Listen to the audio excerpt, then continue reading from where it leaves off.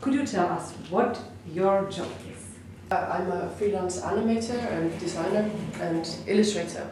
I basically work independently. I sometimes work in collaboration with other people on bigger projects, but mostly I work on small projects myself. Mm-hmm. I also freelance as a teacher, art teacher, in various schools around the city. Mm-hmm. This means that I pretty much run my own business. I have to look out for opportunities here and there. I sort of run my own working hours. I can choose when I come to the office and when I go back home. I have one daughter, and I'm a single mother. I live with her in an apartment not far from here. Mm-hmm. But I also have. She's 4 years old, mm-hmm. and I share custody with her father, who has her as much as I do. So we share the time that we spend with her mm-hmm. together, even though he lives in a different house in a different mm-hmm. area. Mm-hmm. It never came to us sharing an apartment. Oh. So we always had 2 apartments. Okay. So yeah, she has 2 homes, okay. which is probably the most common here in Iceland. Okay. I find that a lot of people try having one apartment that the children mm-hmm. go to, but it becomes so complicated for the parents that eventually people give up. Mm-hmm. Because I have a very special career. I'm not mm-hmm. like I don't work 9 to 5 for a company, because I work for myself. My education is in animation, so I have a BA degree in that and a master's in creative writing from the University of Iceland. Mm-hmm. So I also have a diploma in teaching. I have various clients. I think my largest so far has been UNICEF. Oh yeah. So you're doing for like children, or your focus group? I suppose when it comes to illustration, mostly people think kids, but often pamphlets and even advertisements. Oh, yeah. They need cartoons or animation, so I've done animated videos for pension funds or UNICEF. Mm-hmm. Now I'm making for a school system, so mm-hmm. to introduce a school mm-hmm. system to children and parents. Do you think that in your work it's you use, let's say, typically some action which is typically for women? That's a really good question. I don't think so. No? I think my approach is my own, and I am a woman, so obviously it will have an effect. To do this job, you can be any kind of person. You just have to be an animator or an illustrator. You have to be clear-minded in business, like I said before. I think that we all come from a different perspective, and I think it is probably harder for women to get ahead in this, like in everything else.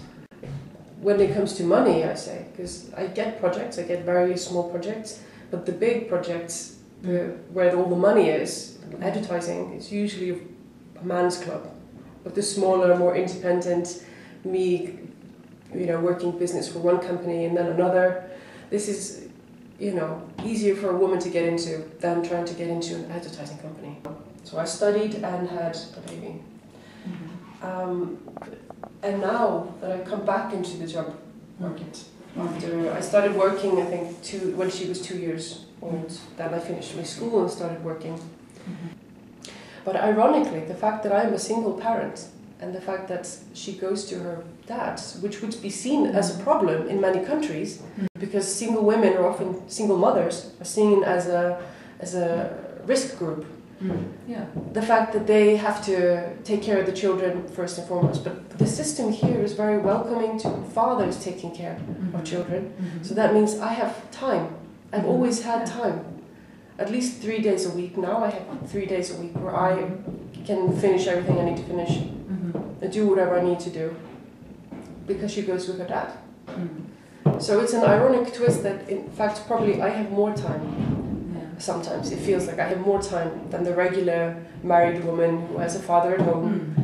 Because sometimes I see my friends who are in relationships and the father is busy. He's always busy. He's out doing things, and the mother has to be at home to take care of the kids. Yeah. And did you have like maternity leave, like that you just take care about your daughter, without study, without work, without nothing? I had a special, because I decided the problem here with freelance, I mean this is a problem with freelance business, is not so much as maternity leave, that it's income based, and in all honesty, my income isn't the highest, and has never been the highest.